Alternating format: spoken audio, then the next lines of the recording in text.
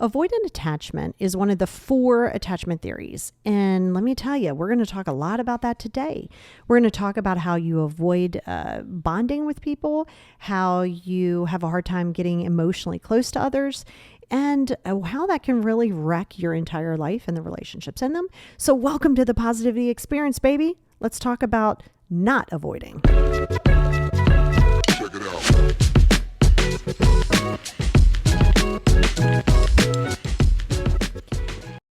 Hey, everybody, and welcome back to the Positivity Experience Toolbox. It's your girl, Lori, and man, am I excited that you're here. I'm always excited that you're here. And yeah, we are going to jump right into this avoidant attachment. But before we do, don't forget that over here on Patreon, if that is your jam, that's where we continue to talk about what we're talking about today. But it's also going to come with a worksheet and some direction on how you can start changing this personality and what that looks like and everything like that. So if that's your jam, feel free to join me over at Patreon at patreon.com/the positivity experience, or anywhere that you're getting this podcast right now. If you go into the description, you'll see a clickable link and it'll take you right there. And the other clickable link takes you right out to my website in case you want to know more and go deeper. And then over, if you're in the abundance tier over there, we get the extra bonus episode a month. And today and this month is going to be on Buddhism, because you know that's a big practice of mine. So that is what we're going to talk about over there. And again, you can find all that under Patreon. So let's jump right into it because it is so important. And I'm so excited to carry on this conversation with you because you know that attachment is a massive piece of what I teach and try to get you to the secure attachment, right? Because secure attachment is really where you want to be, right? But it's not just overnight. You don't go, this is where I want to be, and then you just kind of do it. No, it's going to take you a minute, right? It's going to take you a minute because you got to work through things. And this is a personality trait that is not determined to be your lifelong battle. Okay. You have a way to change these attachments to a secure attachment, but you really have to do the work. And we are going to talk about disorganized attachment, which combines both of these that we've talked about before: anxious, the preoccupied anxious, and the avoidant. But we're going to talk a lot about avoidant today because what happens? Why do we have it? What does it look like? And, you know, for many people, you know, I'm sure you've met people and you're like, oh my God, they seem so emotionally unavailable. And sometimes that's you.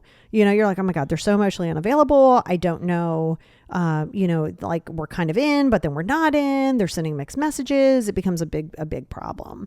So that is number one. Okay. And that is going to be avoiding emotional intimacy, right? Like the physical intimacy, easy. I mean, not always easy for people, especially if they've had any kind of assault or any kind of things that don't fare well with intimacy of the sexual nature.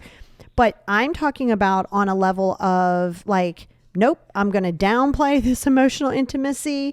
I'm good. I am uncomfortable or overwhelmed to express any of these emotions. And quite honestly, I don't do good with feelings. Okay, you might even find this in like your family patterns, right? You may be like, God, every time I would display some form of crying or some form of emotion as a child, they would just like be like, oh my God, I don't know how to respond to this. Like, stop, I can't deal with this. And then they just walk away. So a lot of times people don't know how to handle emotions. And emotional dysregulation, we know, is a thing. I have an entire podcast episode on it. But it's not just the emotional dysregulation. It's the fact that they just don't know. They're like, okay, this is too close. I don't like it. And, you know, we're going to talk about the whys here in a minute, but I really want to jump into some signs of it. And where you're like, okay, and disorganized, you'll see how this can be really chaotic. And I went from disorganized attachment to secure attachment. So it is absolutely possible. A lot of work that has to be done. It is daily work, by the way. But with avoidant attachment, this is where you're just like, okay, you know what? If I don't put my feelings out there, nobody can hurt them, right? You know what? That's fine. You know, people say all the time, how come people like, how come all guys are dogs? Which we're not doing that because we're not going to classify guys and girls as they always and never and everybody. We're not doing that. But people say, well, why do people like run through a bunch of partners? Well, because sometimes it has nothing to do with attachment. Sometimes they just don't want to settle down. There's nothing wrong with people who don't want to settle down. They don't have to. There's not a rule that says you have to get married, you have to have kids, there's no rule for that. So some people may just be their jam. Now, usually it starts to run its course. You're like, okay, it's exhausting because my God, just talking to one person can be exhausting enough, right? I know you know this. You're like, oh my God, why would I want to add more people to the mix? Because they're a lot. But sometimes it's when the emotions start to come in, or you start to catch feelings, or they start to catch feelings, and it starts to get a little too personally vulnerable. They're like, oh God, no, I'm out. Meanwhile, you're like, okay, well, I'm kind of in. And it's really difficult if they have avoidant and you have anxious. Because you're like, oh my God, this is my person. Oh my God, I love them so much. And they're like, holy hell, why is this person feelingsy? Like, why is this person vomiting their feelings all over me? We're not going to do that. So those relationships are extremely difficult to make work. And even once you get to that secure attachment that I'm talking about, it's very difficult to be in a relationship with anybody who is not in a secure attachment. Right? Because, and I mean, even from a friendship perspective, right? This is if they're uber clingy or if they're super avoidant. And I don't mean avoidant like they're busy, avoidant like, oh my God, like you're talking and I can't listen. Like, you know what I mean? So it becomes really problematic. But that is a big one I really want you to think of it from your perspective first. And then you can actually even look around and go, I mean, don't walk around diagnosing people, but you could say, okay, I could see how this person could potentially have the avoidant attachment. And then, so number 2 to that is your fear of reliance on other people. Okay. This is really big within disorganized as well. And it was a huge one for me. But this is heavily big in avoidance, where you're like, I am not going to get attached to anybody. I can do it all by myself, like hyper individualism. I can do it all. I'm going to stay completely out of it, and I can handle all my emotional stuff by myself. And I'm not going to depend on anybody. And if I do, it's a problem because I'm being too needy, right? So I will say, when you're in secure attachment, if somebody is an insecure attachment, they may think that you have this part of it, but you don't. Like, I know if I need something and if I can't handle it by myself, I have no problem reaching out. But I am very much more, I don't think that sounded right, but I am much more good. Oh my God, the English today is great. But I'm much better at handling things on my own. But if I need the help, I will reach out to it. Where in an avoidant attachment, you're never going to reach out. Like, you could be on fire and somebody could be standing beside you with a hose and you're like, I'll burn, I'll figure it out. I'll stop, drop, and roll until this burns out. Like, you would rather do anything in your power than to avoid asking for help.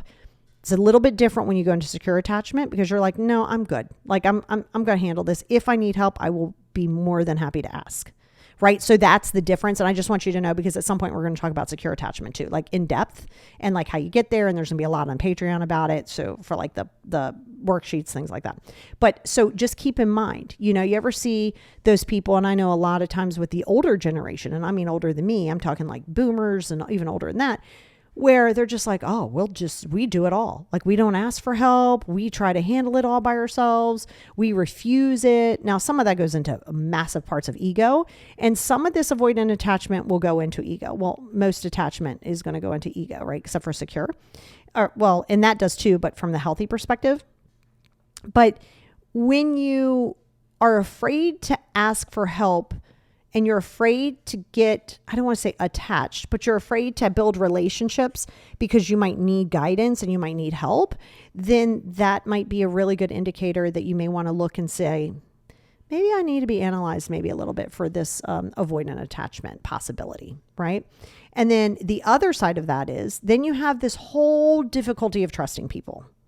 Oh my God. Now that can go into victim mentality too, this whole trust thing. And I have a whole podcast coming up on trust.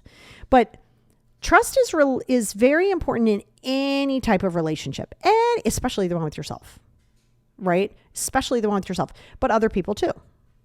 And if you find it hard to be vulnerable, to trust someone, you're going to doubt people's intentions. You're not going to believe what people are saying to you. You're going to think that if they do this for you, they have a hidden agenda.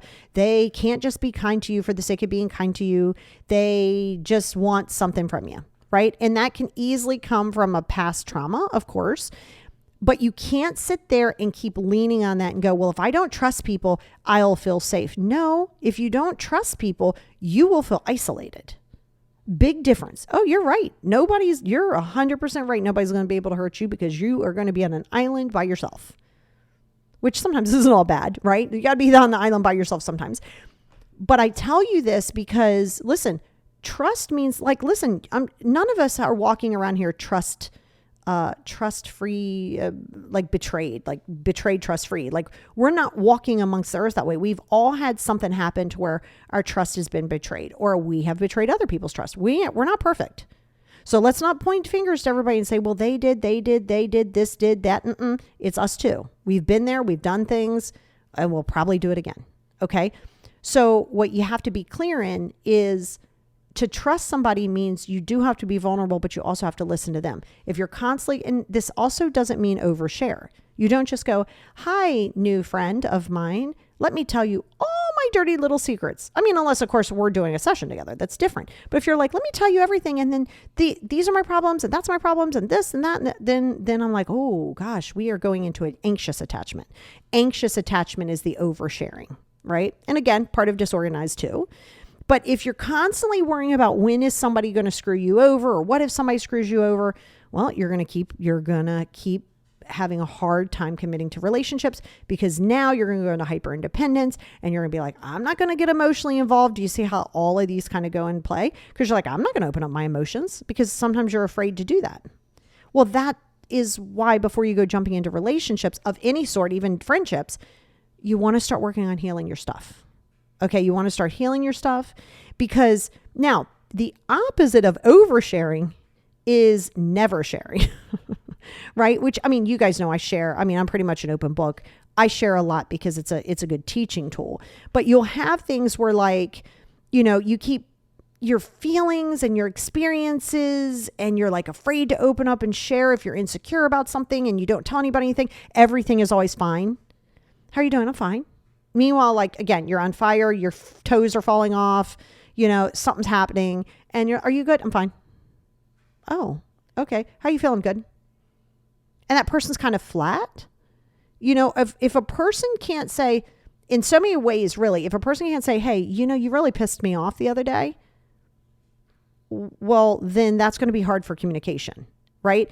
If you would get annoyed by me, or I get annoyed by you, you better tell me. Like, let's communicate it. Let's have a conversation about it. Let's open up dialogue. Let me see your perspective. You see my perspective. We can agree to disagree. Let's keep it moving. Or we say, we can sweep this under the rug now that we've not sweep it on the rug, but we can put this aside because we talked about it. We're good. Or, you know what? This is just too much for me and I can't do it anymore. That's okay. Then sometimes you have to end relationships, right? Like, I can tell you, I have a tolerance of, if I feel as though someone has omitted information, or if it, and omitted it that I'm a part of. I don't care. You can omit anything. I don't really care what goes on in your personal life. If it includes me, then yeah, I'm going to need you to be straight up and down with me. And if you're not, then okay, I'm going to have to long arm you. I'm going to have to distance from you, right? You don't have to change, but I know what I need, but I'm going to communicate that. I'm going to tell you exactly why. Okay. So if you find that you don't share anything at all, and I don't mean overshare, but I mean, you are just always fine. No one ever knows what you're feeling. I don't mean your private affairs. Like, no, you keep those good. You always grind in the dark and you shine in the light. Everybody doesn't need to know everything you're working on. No. That's good. We like that. But you do have to also say, hey, you're bothering me. Hey, you upset me. Hey, these things happen. And if you can't do that, that's going to keep you in that avoidance all over again. And it's not going to be positive at all, right? And because of that, you're going to maintain all kinds of emotional distance, right? You're going to keep distance from partners, physically, emotionally. You're avoiding touch. Like there's people who just can't do touch. You're avoiding touch. Now, I'm not going to just hug anybody. Okay, that has to do with boundaries, but I will hug the hell out of people. I don't have any problem with that. If you're some stranger, whatever, I'm going to hug you. Sometimes I'm not. It depends on my mood, but I'm not in an emotional avoidance, right? You might have a hard time to open up and like, you find it a lot easier where you're just completely detaching from something because of the affectionate gestures. Like somebody is kind of coming over and they're rubbing your arm, that you're dating, of course, that they're rubbing your arm and you're just kind of like, oh, we're good. Like I kind of don't like personal touch, right? But you share that information and then you might be able to work through that. But if you just keep this emotional distance at all times, well, they're not going to want to hug you because they're afraid you're going to like break and you're afraid to be around it. And you know, those like really uncomfortable hugs, you ever like hug somebody and it's super stiff. You're like, oh my God, they don't want to hug. Then don't hug me. Like, I'd rather you just not hug me. You know what I mean? And remember that hugging is an extremely intimate thing. Like seriously, even if you do it with a friend, and it also opens up vulnerability. And actually, fun fact about hugging is if you give yourself about 15 seconds with hugging someone, your heartbeats sync up, right? Your heartbeats sync up. That's just how that works. It's really kind of awesome. So you don't just walk around giving everybody that kind of energy, right? You got to protect your peace. You got to protect your energy. So if you're dealing with somebody, let's say you're in a more secure attachment, you're dealing with somebody who has anxious, avoidant, or disorganized, be careful of how much you give, because they may either take too much of it or think of it as some kind of a different gesture than it is. I'm very touchy-feely, when I'm talking, like I move my hands a lot. If somebody's by me, I'm touching them. Yeah, that doesn't mean that I want to get intimate with you. It just means that's just me, right? I do a lot of talking with my hands. So just keep aware of that. So if you find that you're like, oh my gosh, like, I'm going to avoid this physical touch or any kind of affectionate gesture because, I'm just kind of aloof, or I want to sit way at the other end or whatever. That could be avoidant. Yes, it could be from a trauma. It can be from a lot of things, but just know, doesn't matter. We know that this comes from trauma. This whole entire attachment comes from trauma. So you have to know it in order to heal it, right? And then, of course, you have the difficulty of expressing needs. This is a really big one, where people with any type of avoidant attachment, if I could get that all out, they're going to struggle with communicating needs because sometimes they don't even know what they are, and desires in relationships. They may even suppress those needs, or maybe overly needy, but then not know how to tell them that you need them, but you're afraid to do it. That's more disorganized, and we're going to talk about it. But that's an important one, right? So sometimes when you are in avoidant, you have a hard time expressing your emotions, because just because you express them doesn't mean the world has to do it. Like you don't go, this is my love language, and the world goes, okay, no problem. We're going to make sure we always give you this love language. Your partners aren't going to drop everything and make that their priority. And it's extremely important to understand that, because so many people go, well, but I said this. Yes, but that might not be theirs. You can talk and communicate, but if you avoid communicating, this is going to be a problem. Okay. So you can express your needs, but sometimes you're afraid to express your needs out of fear of rejection, because you may feel when they say, oh, okay, well, that's your needs, I can't give that to you. Suddenly you've now adopted that as I'm not good enough. And it's not for them to reassure you that you are good enough. Okay. So that's extremely important, because it becomes really problematic, right? Because then, or, if you do express your needs and you're like, oh my God, am I needy? Now you're overthinking it all. And just remember, if you're dealing with somebody who has secure attachment, which again, it's taken me years to get here, but I am here. If you're dealing with somebody who's in secure attachment and you have any of the other three, disorganized, anxious, or avoidant, you are going to take anything that the person with secure attachment does personally, and it has nothing to do with you. I need you to understand that. Me protecting my peace there's no personal attack to any other human being. But if you're in that other place, you're going to take a lot of people's actions as a personal attack. But that's for you to experience and for you to say, okay, obviously I'm taking this personally. I got to kind of figure out why, and I want to really work on that piece of it. Okay.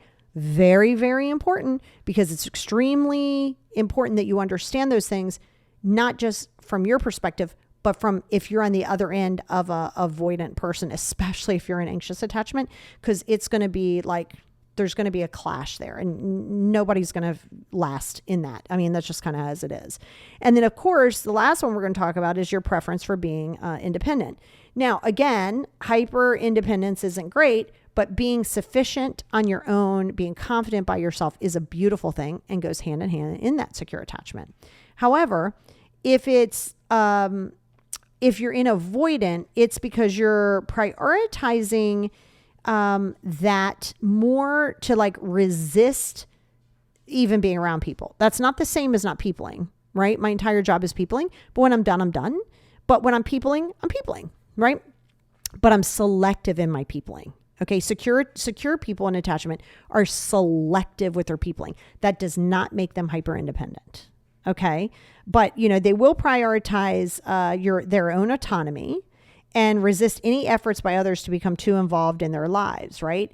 Even if it's like well intended, right? So again, if you're in secure attachment, you're going to spend a lot of time by yourself. You're going to know your mental bandwidth. You're going to know when it's, oof, I'm done. Like I'm not peopling with people today. It's not happening, right? And it could be other boundaries that person with avoidant or anxious attachment may be feeling that feels as though it's a personal attack, but they've either lied to you about something, or they've been quote unquote clingy, or they've been, they've betrayed you. Like usually with secure attachment people, usually there's a few things that have happened that we have to go, okay, we're good. You're cool. We're cool, but I'm putting you on the outer rim, and that's where you're going to live for a while, right? That's where you stay. And so it's not the same as this piece of it. This piece of it is like, oh, absolutely not. I never want to be around people. Like everything goes black and white, right? And it's important to know that any attachment style it's fluid, right? It can be fluid, and it's influenced by life experiences, right? This happens from your life experiences, but self-acceptance, personal growth, radical acceptance can change this whole thing. So let's talk about some of that, right? And again, we're going to go really deep in it on the other podcasts on the Patreon. But early caregiving, just like the same that we talked about for anxious attachment, early caregiving experiences like, avoidant attachment people, it's inconsistent or emotionally, distant caregivers. And, you may need to constantly repress your emotions because you're afraid to demonstrate what those are. And again, very, very similar. You're going to find a lot of similar patterns over these next three, over all three of those other attachment theories are going to be pretty much from the same reason, but a little different, right? But yeah, that's a big one. Of course, trauma. Like, of course, we know trauma, right? Trauma as a whole can become problematic. Loss, abandonment, abuse during childhood, that can contribute very much to the developmental part of the avoidant attachment. And in response of that, you can distance yourselves from others as a way to protect yourselves from the potential emotional harm. So then you go into this thing where you fear emotional vulnerability, even as a young child. So if you avoid it, even though part of your human anatomy and the human brain goes, but we require human interaction. Like as a whole, as a human species, we require human interaction. But you're like, oh, but I require it, but you know what? No, I don't trust it. So then you go through this weird push-pull thing that you got going on in your head, and that can become extremely problematic. Now, modeling behavior is a really big one. You ever see people go, oh, I want to break the cycle, right? Or, oh, my family just did that. You see that a lot. My dad was born in 1922. And, we used to talk a lot about like my grandmother and like my uncles and my aunt and stuff like, they weren't alive much longer once I was younger, but like, we used to talk a lot about it. And there was a lot of like distance, like a lot of like, oh no, we don't do a lot of feelings here. We don't cry, right? We don't do things like that. And that means children can also model their attachment style after the behaviors that they observe, right? Think about that. We're all programmed to do something.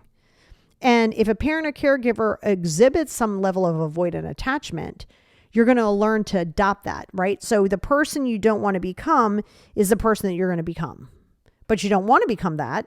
So then you try to overcompensate, and then that becomes problematic. Now, somebody asked me a question about where does narcissism fit into all of these attachment styles. Number one, narcissism, people who are narcissistic are extremely insecure, extremely insecure.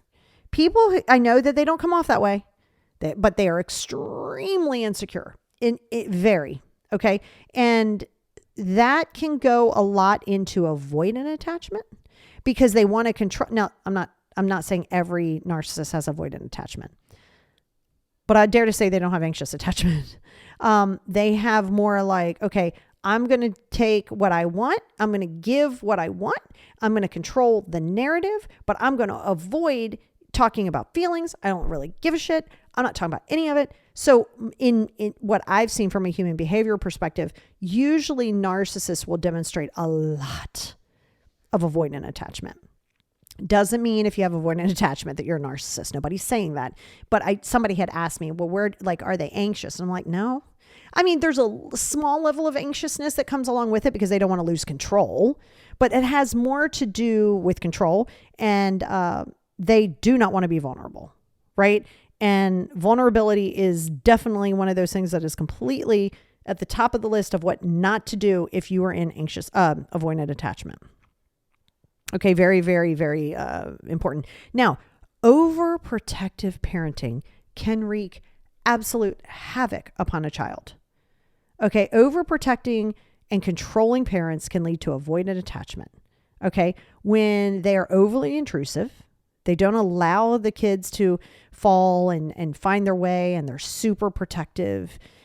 It can be this very strong need for independence. And then they can become hyper independent, right? Because, and that's important. Like I even see that with my bestie, Kim, like she doesn't do phones. Like she has a phone phobia. She has since she was a small child. So there's no communication really on a phone. And that's fine because that's her. But there's definitely a level of avoidance. There's a high level of introversion with her. And you'll find some introverts, some, not all, resonate more with the avoidance side because they're avoiding people, but they're avoiding kind of getting involved with people. It doesn't, again, this isn't like if this, then this. I'm just telling you in my practice what I have seen. Yeah, and by the way, some introverts are also very anxiously attached, but they don't know how to demonstrate it. So it becomes problematic, right? So, but I'm just telling you. So being an overbearing parent, what are you doing? Where are you going? You can't do that. Oh my God, what if this happens? And now you still all this fear, and they're not allowed to move, and they're not allowed to do these things. And you kind of keep them sheltered in a little box. They are going to want hyper independence like nobody's business. Hyper independence becomes their favorite friend. All they want is time alone. All they want is to not be around you. And then that's like, well, I don't want to commit anything. I don't want to be emotionally involved with anybody. It becomes a whole big thing. So FYI, that overprotective parenting, not great. And then a side note with that is if you are overinflating as a parent, you are like, the person's on a pedestal, the person can't do no wrong, the person is, oh my God. Well, that breeds heavily into narcissism. So you want to find the gray area in both of those spaces. Neither side in extreme is good. Okay.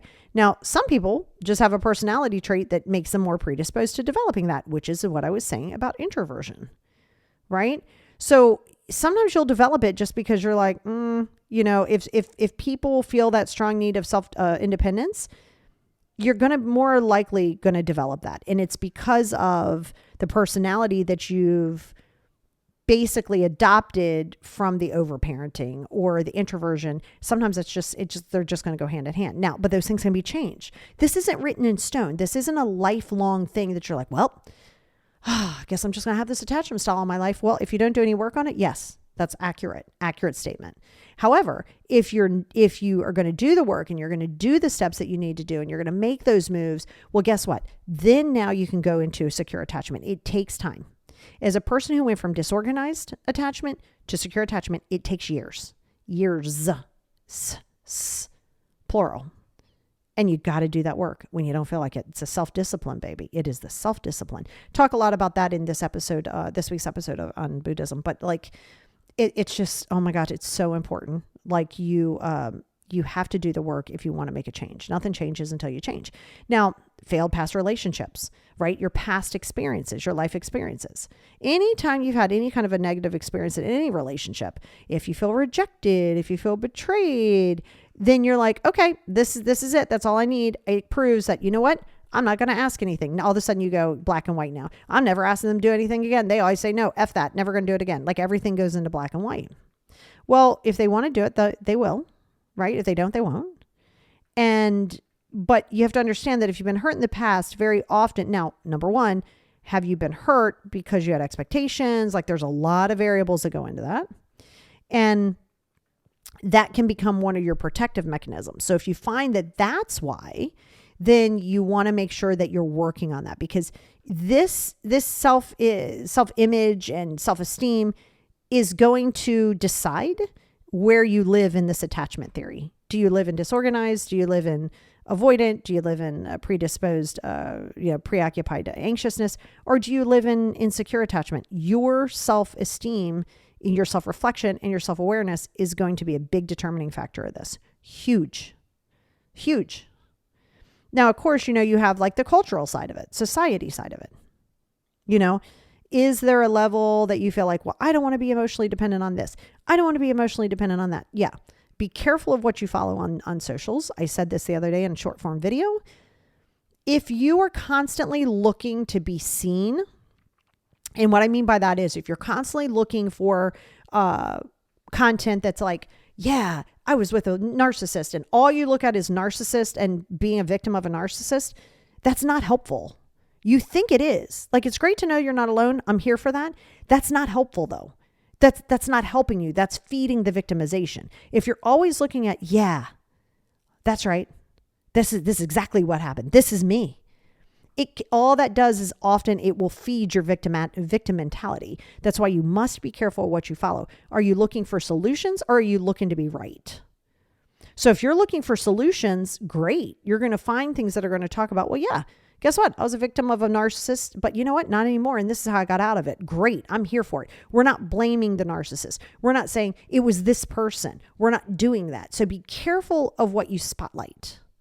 So if you go out and you're only looking for avoidant attachment to prove that it's okay that you're avoidant because you had abuse and your ex-boyfriend did this and all these things, and now look, I know why I have avoidant attachment. Well, I know why you have avoidant attachment as well, but knowing why and not looking for a solution is never going to serve your best and highest good. Ever. So what do you do if you're dealing with somebody in avoidant attachment? Well, number one, you can't make them get help. Right? You can't just be like pointing it out to them that's not going to change. You can't be like, well, I see you have avoidant attachment. Well, they're going to be like, okay. Well, first of all, they're not going to be okay. Somehow or another, it's going to be your fault because they're like, I don't want to hear this.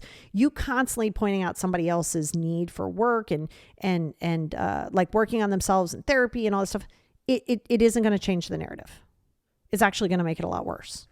So you have to say, okay, if this person that I'm dealing with has avoidant attachment, not secure that you think is avoidant, but avoidant attachment, then maybe I need to just let them figure it out for themselves, right? The same with anxious attachment, right?